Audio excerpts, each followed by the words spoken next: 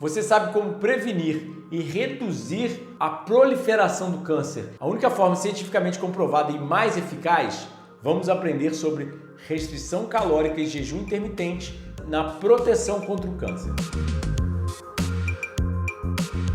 Prazer, sou o Dr. Eduardo Corá, sou nutricionista clínico que é apaixonado por trazer o que há de mais recente na literatura médica científica para mudar a sua vida e sua saúde por completo. Aqui eu trago apenas artigos médicos científicos, não o que eu acho, não minha opinião, mas o que há de mais recente na literatura publicado. Mais especificamente, em 1930, tivemos um cientista famoso da maior universidade de nutrição dos Estados Unidos, a Cornell, o Clive McKay, mostrando que restrição calórica prevenia o envelhecimento e doenças correlacionadas em animais de laboratório. Como ele mesmo falou, é impressionante que nos dias de hoje, animais e crianças são alimentadas para obter a máxima taxa de crescimento. É quase uma heresia apresentar dados em favor da teoria anciã que o crescimento lento favorece longevidade. Isso é um dado muito interessante a nível científico. Crescer mais rápido e crescer demasiadamente, como as pessoas visam hoje em dia, é na verdade patológico e eu já apresentei estudos aqui para isso no canal. Então, nós vamos para 1982, onde foi mostrado em ratos, dois grupos de ratos. Um era alimentado constantemente, o outro era alimentado um dia sim, um dia não. O rato que era alimentado constantemente, ele envelhecia mais rápido e tinha mais doenças. Os ratos que eram alimentados um dia sim, um dia não, every other day do inglês, viviam 83% a mais de tempo. Imagina um ser humano que é feito para viver 100 anos, viver 200 anos. E tem menor incidência de doenças crônicas, inclusive o câncer. E aí tiveram alguns estudos famosos nos Estados Unidos, conduzidos em primatas, ou seja, macacos, já muito mais similares a seres humanos do que ratos, que ao restringir a caloria desses animais, eles conseguiam literalmente viver de 30 até 400% a mais, dependendo da espécie, né? Em primatas eu acho que não chega a 400%, mas eles também desenvolviam essas doenças muito mais lentamente, ou seja, eles ficavam muito mais tempo livre do câncer, né? E ia desenvolver muito mais tarde na vida do que os animais constantemente alimentados. Aí a gente vai para muito mais recente, na verdade. Há coisa de 15 anos atrás, Luiz Fontana, um médico de Harvard, que eu cito ele em algumas vezes no meu livro Jejum Higienista, Cirurgia da Natureza, por conduzir inúmeras pesquisas em pessoas em dietas crudívoras, em jejum, em restrição calórica e mostrar os benefícios disso. Como essa pesquisa publicada no American Journal of Clinical Nutrition em 2006 do Luigi, uma dieta de baixa quantidade de calorias, baixa quantidade de proteína a longo prazo e exercícios de resistência, exercícios físicos de resistência, modulam fatores metabólicos associados com risco de câncer. Ele mostrou que nós já sabíamos há quase 100 anos que restrição calórica aumentava a longevidade e protegia esses animais de doença. Mas ele foi um dos primeiros a começar a mostrar que restrição proteica era talvez mais importante que restrição calórica. Como ele sugere na pesquisa, em modelos animais, restrição calórica reduz 40% dos níveis séricos de IGF-1, Insulin-like Growth Factor 1, fator semelhante à insulina tipo 1. É um hormônio quente de câncer que vai ter um vídeo aqui sobre o IGF-1 em breve no canal. Se você ainda não assistiu os outros vídeos da nossa série de câncer, volta e assiste todos, que já são vários aqui, os vídeos estão bombando e eles ensinam cada detalhe sobre o processo do câncer em si. A dieta ideal, o jejum intermitente, o uso de celular, tem muitos vídeos legais. Tem uma playlist só para isso, clica aqui em cima. Se você ainda não é inscrito no canal, se inscreve e aperta o sininho. E se você conhece alguém que pode se beneficiar de informações sobre o câncer, não se esquece de compartilhar com ela, tá? Comentar aqui embaixo sua perspectiva sobre o câncer e dar um like.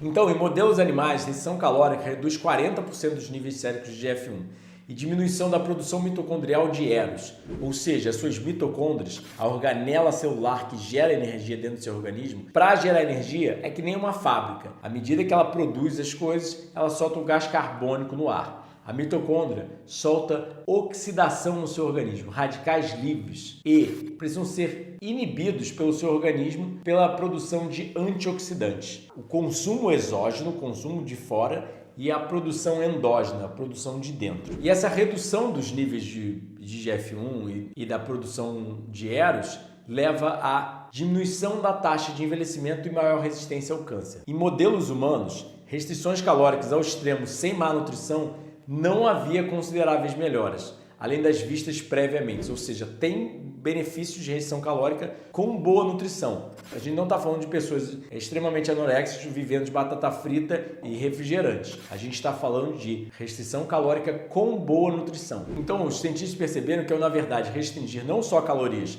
mas ingesta proteica, usando uma dieta normoproteica de 0,95 gramas de proteína por quilo de peso, ao invés de uma hiperproteica com 1,67, em 3 semanas conseguisse reduzir os níveis de IGF-1 de 194 nanogramas por mililitro para 152 nanogramas por mililitro. Melhorar a proporção do IGF-1 para o IGF-BP3. O organismo ele é muito inteligente. IGF-BP seriam as binding proteins, as proteínas ligadoras.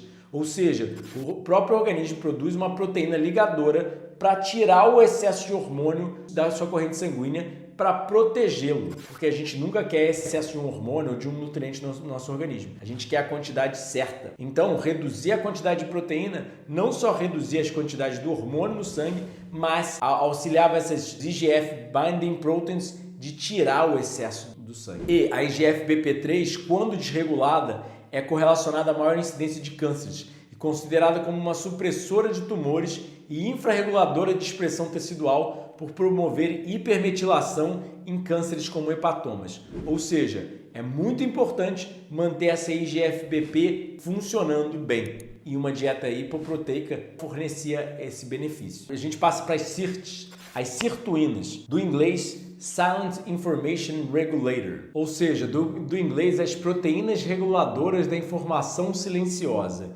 Elas literalmente são correlacionadas à expressão dos genes. Elas silenciam os genes. E as SIRTs começam a ter muita atividade no nosso organismo quando nós restringimos calorias e proteína. Ou seja, principalmente num jejum, elas começam a ser demasiadamente ligadas, que são enzimas ativadas quando o organismo está privado de calorias que ligam ou silenciam genes pró-longevidade, ou seja, elas são reguladoras da epigenética e elas estão ligadas com o envelhecimento e na regulação da transcrição, apoptose e resistência ao estresse. Por que as sirtuínas estão ligadas com o envelhecimento?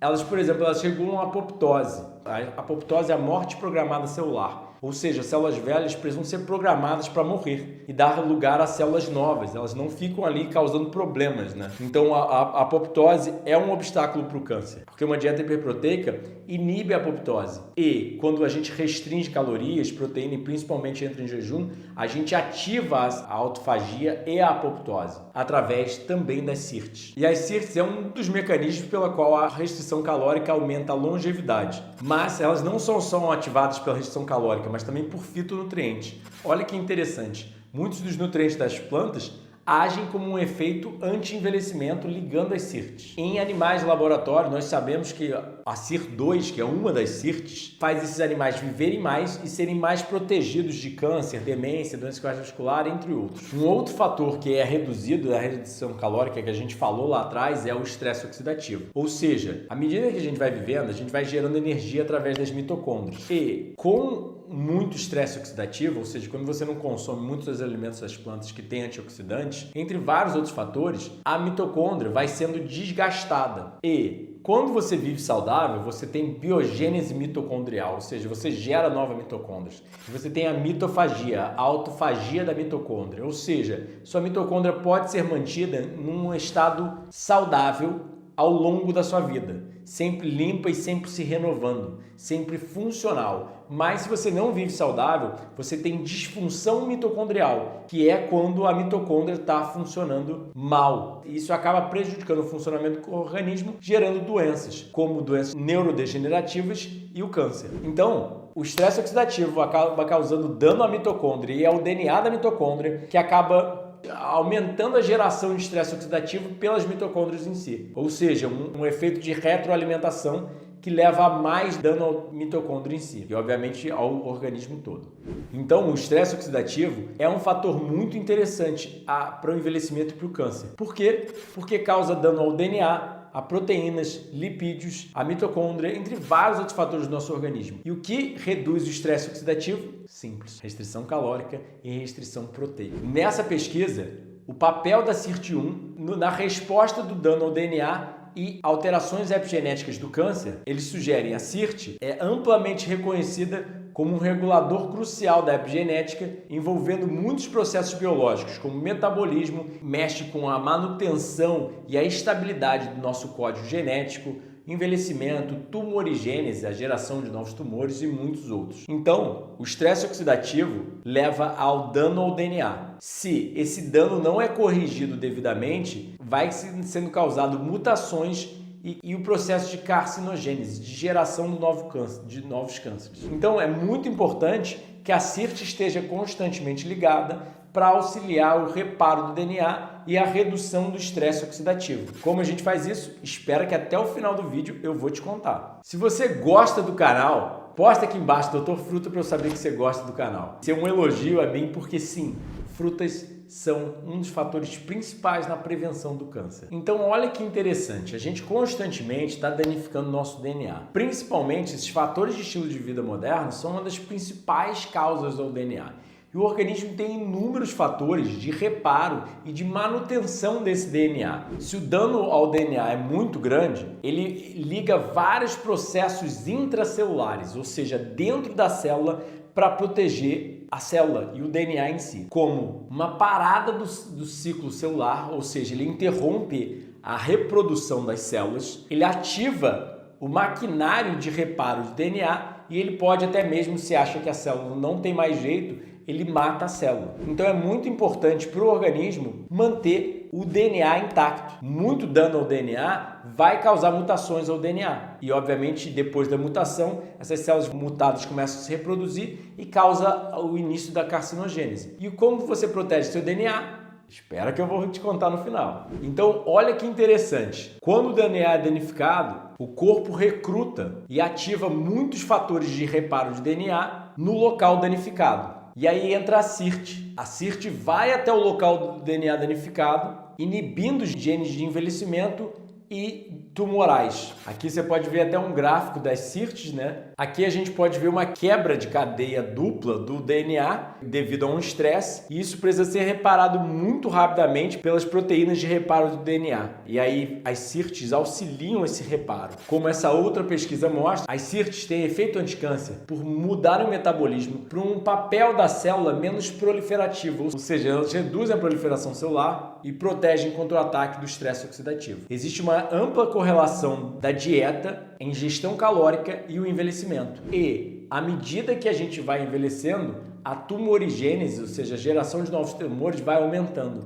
Então existe uma ampla correlação de uma dieta saudável, restrição calórica e prevenir o envelhecimento, assim prevenindo o câncer. Então essas SIRTs agem como sensores de nutrientes. Quando existe muitas calorias no organismo, quando existe muito nutriente, ou seja, depois de uma refeição, ela é inibida. Quando começa a reduzir essa quantidade de calorias, ela é ligada. Então, traduzindo, como a gente pode ligar esses mecanismos antitumorais? Na minha opinião, a maior parte dessas doenças modernas é uma simples falta de frutas e vegetais frescos. Por quê? Porque essas frutas e vegetais frescos são ricas em água, pobres em calorias, pobres em proteína, o que inibe o câncer. Ou seja, muitas pessoas vão tentar fazer uma restrição calórica, uma restrição proteica, tentando comer menos proteína ou tentando comer menos quantidade de comida. Como de forma inteligente fazer uma restrição calórica e proteica comendo mais frutas e vegetais? Por uma simples razão. Frutas e vegetais têm uma baixa quantidade de proteína e calorias. Então você pode comer grandes quantidades do alimento, mas ainda assim você come pouca proteína e pouca caloria. Por isso que as pessoas tentam fazer dieta, elas não conseguem. Nós, seres humanos, fomos feitos para comer grandes quantidades de comida. Só que de comida que é pouco calórica, pouco proteica. Por isso a própria Bíblia sugere que o tempo de vida do ser humano era para ser 120 anos. E sim, as frutas e vegetais, elas inibem o envelhecimento por inúmeros fatores, micronutrientes, como as vitaminas, os minerais, os fitonutrientes que têm ação anti-aging e antioxidante, etc. Mas também por causa da fibra, por causa da água, vários fatores nas frutas e vegetais inibem a gente de consumir calorias em excesso e inibem a gente de consumir proteína em excesso. Porque o que você tem que entender é a quantidade de proteína de uma dieta usual não é usual. Ela é tudo menos normal. Ela é extremamente alta por causa do cozimento, por causa da industrialização, por causa de vários fatores do mundo moderno que permitiu a gente comer dietas ricas em caloria, ricas em proteína. E esse é um dos principais promotores ao câncer. É a sua dieta moderna. Lembre-se, no início da vida do ser humano no planeta Terra, praticamente a única coisa que ele conseguia comer eram frutas, vegetais e oleaginosas. Alimentos que auxiliam esses parâmetros científicos que estão sendo mostrados, ou seja, redução dos níveis de IGF-1, a ativação da SIRT, etc. Eu falei muito termo científico aqui nesse vídeo, mas o que você tem que entender é como a gente liga esses mecanismos anti-câncer, de reparo de DNA, etc., com uma vida saudável, principalmente com uma dieta rica em frutas e vegetais crus. Então sabemos da importância da água para a saúde, sabemos da importância da fibra na modulação da microbiota, que leva a uma modulação em praticamente todos os sistemas do organismo. Principalmente a fibra, por exemplo, ela é fermentada no final do sistema gastrointestinal, produzindo os ácidos graxos de cadeia curta, o acetato, butirato e propianato. Um deles tem atividade anticancerígena no nosso organismo. A importância das vitaminas e minerais na prevenção do câncer. A importância de gorduras boas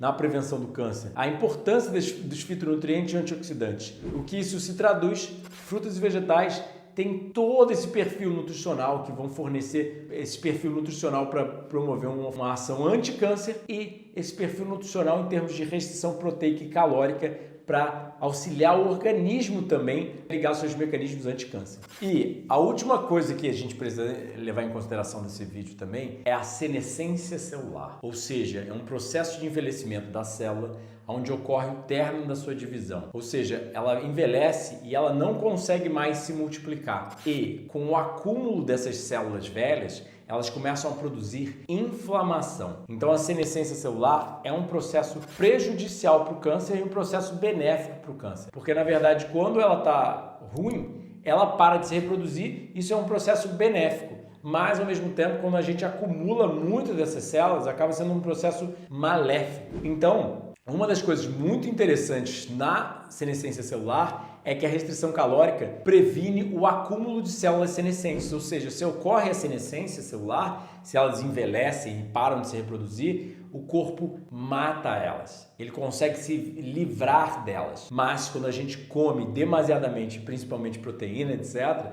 você acaba tendo um acúmulo maior de células senescentes que vão causar inflamação, e a inflamação vai começar a auxiliar o estresse oxidativo, o envelhecimento e o câncer. A restrição calórica é uma coisa tão básica, tão óbvia, que é só se perguntar sinceramente quem você conhece obeso de 100 anos. E se foi obeso a vida inteira, porque não adianta chegar a falar, tá obeso com 90 anos. Sim, ele pode ficar 2, 3 anos obeso, porque isso não é tão cumulativo, é um muito curto período de tempo. Mas se a pessoa foi obesa do início da vida até o final da vida dela, com certeza ela não chegou até os 100 anos, 90 anos, 80 anos ou até mesmo 70 anos. Ela vai ter um menor tempo de vida, porque isso se acumula. Não é só o presente momento. Meu avô comia carne e viveu até os 80, 90. Claro, óbvio, isso é um parâmetro cumulativo. A gente tem que analisar o quanto tempo ele fez isso e quais foram todos os hábitos dele nocivos ao longo da vida. Se ele teve um estilo de vida ideal, mas fumava, o cigarro vai ser só um fator prejudicial. E o importante realmente é a infância, é o início da vida, que é o que a gente chama de programação metabólica. Então não adianta só analisar o câncer pelo momento, porque é uma doença crônica. Cronos, do latim, vem de tempo. É um abuso de muito tempo ao organismo por muitos fatores de estilo de vida maléficos. E muitos fatores estimulam uma resposta de senescência. Ou seja, telômeros disfuncionais, dano ao DNA, expressão de certos oncogenes, genes do câncer. Vários fatores de estilo de vida maléficos causam as células se tornarem senescentes. E eu adoro citações e peguei essa na internet para vocês. Existem pessoas que não podem ser curadas porque não querem abandonar o que as adoeceu. A mensagem clara, a conclusão final do vídeo é: se você não abandona os hábitos que geraram seu câncer, você não tem como ser curado. Não existe cura mas um retorno à obediência. Você tem que entender que, para auxiliar o seu tratamento, você tem que mudar seus hábitos oncogênicos. Então, gostou do vídeo? Começa compartilhando, sentando o dedo nesse like, se inscrevendo no canal e apertando o sininho. Se você quer minha ajuda como nutricionista clínico, fica ligado nos nossos 7 livros já publicados, meus retiros presenciais, nossos cursos online e meu atendimento nutricional online. Muita, mas muita saúde frugal, doutor Edu Coraça, saúde sem remédios e muita frutas e vegetais na sua vida para prevenção do câncer.